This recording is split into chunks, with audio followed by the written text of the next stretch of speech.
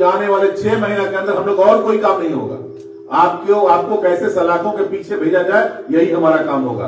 और जो लोग उनको समर्थन कर रहे हैं, हॉर्लिक्स का बोतल रेडी रखिएगा, जेल में हॉर्लिक्स लेकर उनसे भेंट करने के लिए जाइएगा, इसके लिए तैयार रहिएगा। मत सोचिए कि 12 तारीख को वनडे गेम होगा, वनडे नहीं होगा।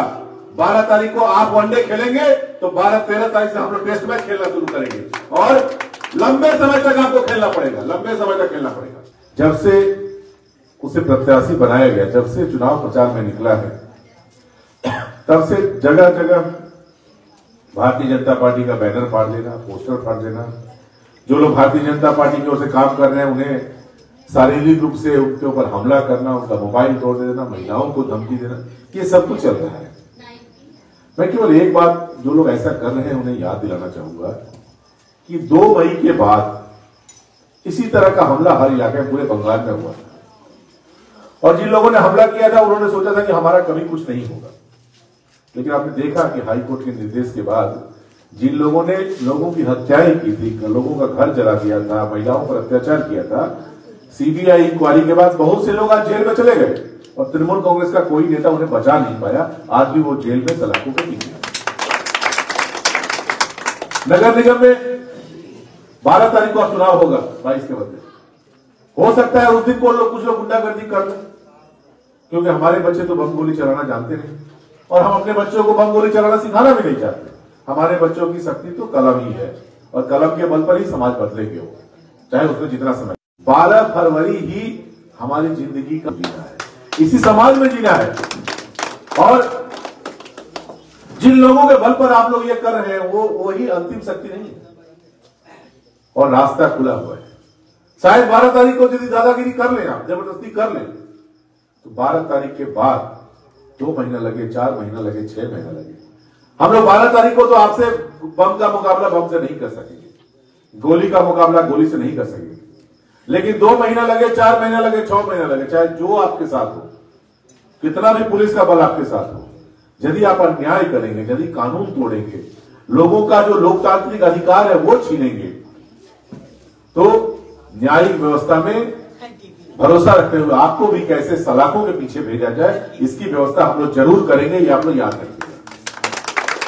ये मत समझिए कि किसी नेता को खुश करने के लिए अपना जो अवैध व्यवसाय है उसे शांति से चलाने के लिए उस दिन हम लोग बूथ लूट लेंगे, उसके बाद शांति से रह जाएंगे। आप बूथ लूटते हैं, इसका मतलब लोगों का अधिकार भी लूटते हैं, हम लोगों का अधिकार भी छीनते हैं और जब आप लोगों का अधिकार छीनेंगे तो आपके खिलाफ भी कार्रवाई जरूर होगी। 2-4 महीना लग सकता है, कार्रवाई जरूर होगी। और जो लोग भी इस तरह का आतंक का परिवेश कर रहे हैं, सारे लोगों का अधिकार है। जो लोग सत्तासीन है वो अपनी बातों को 5 साल उनको मौका मिला, उन्होंने यदि अच्छा काम किया तो अपने ऊपर भरोसा रखिए, गलत काम किया तो आदमी को अपने अधिकार का प्रयोग करने दीजिए। जनता जो भी निर्णय लेगी उसे हम लोग मान लेंगे, लेकिन ये क्या, हम किसी को प्रचार नहीं करने देंगे, पोस्टर नहीं लगाने देंगे, किसी का मोबाइल तोड़ देंगे, किसी को धमकी देंगे। अभी भी हम लोगों का ऐसा रिकॉर्डिंग है इसमें कोई व्यक्ति लोगों को गाली दे रहा है, मां बहन लगा के गाली दे रहा है, रिकॉर्डिंग है। क्या सोचते हैं बहुत बड़े गुंडे हो तुम? हमको खुद गाली दिया, खुद हमको गाली दिया। ठीक है, ठीक किसको वोट दिया क्या बताएंगे भाई? जो अपने आप को समझते हैं, जो लोग अपने आप को ऐसा समझते हैं कि हम लोगों को डरा के धमका के लोगों का मुंह बंद करा देंगे, उनको समझना चाहिए कि उनके लिए कानून व्यवस्था है और कोई नेता नहीं बचा पाएगा। जो लोग वोट के दिन गड़बड़ी करेंगे वो ये याद रखिए कि आने वाले 6 महीने के अंदर हम लोग और कोई काम नहीं होगा, आपको कैसे सलाखों के पीछे भेजा जाए यही हमारा काम होगा।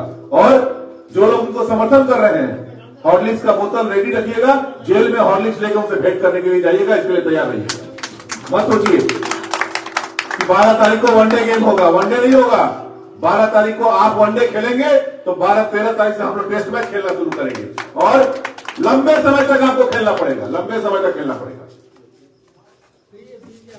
हम नहीं चाहते, हम लोग ऐसा कुछ करना नहीं चाहते। हमें अपने काम पर भरोसा है, हमें अपने प्रत्याशी पर भरोसा है, हमें अपने घोषणा पत्र पर भरोसा है। आपको भी यदि अपने काम पर भरोसा है, आपको भी यदि अपने प्रत्याशी पर भरोसा है, आपको भी यदि अपने घोषणा पत्र पर भरोसा है, तो जनता को निर्णय ले लें। जो अभी कभी कहा गया कि जनता यदि ऐसा निर्णय लेती है कि बीजेपी को हारना चाहिए, हम लोग हार जाएंगे, कोई बात नहीं।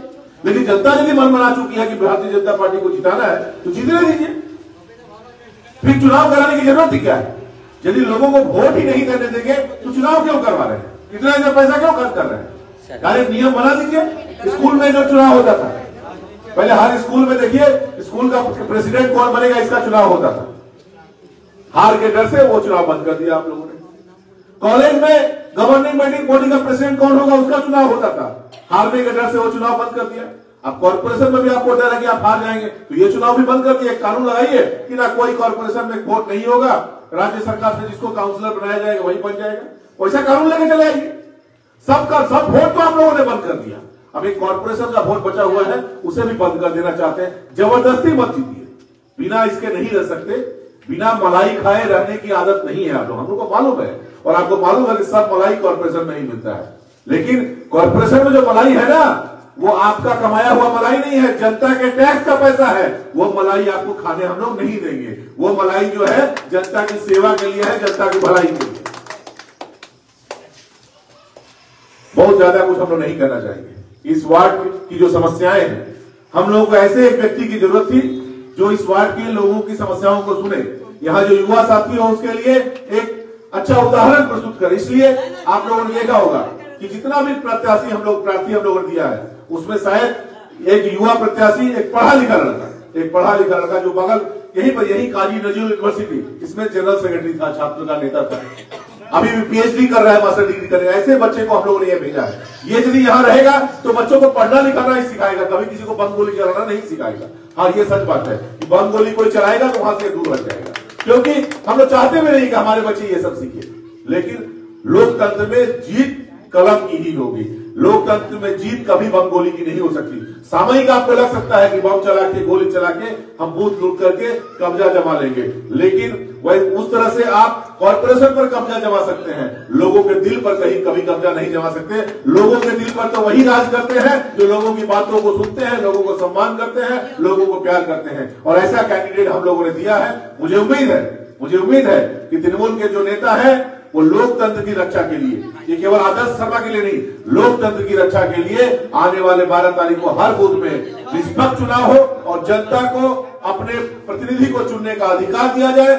जो जनता जिसे भी अपना प्रतिनिधि चुनेगी उसे हम लोग अपने नेता के रूप में, अपने काउंसिलर के रूप में स्वीकार करेंगे। इन्हीं बातों के साथ एक बार फिर यह कहते हुए कि 12 तारीख को यदि खेला होगा तो 13 तारीख से फिर अगले 6 महीने तक तब तक खेला होगा जब तक उन गिरदों को हम लोग जेल की सलाख के पीछे नहीं भर देते हैं। भारत माता की जय, भारतीय जनता पार्टी।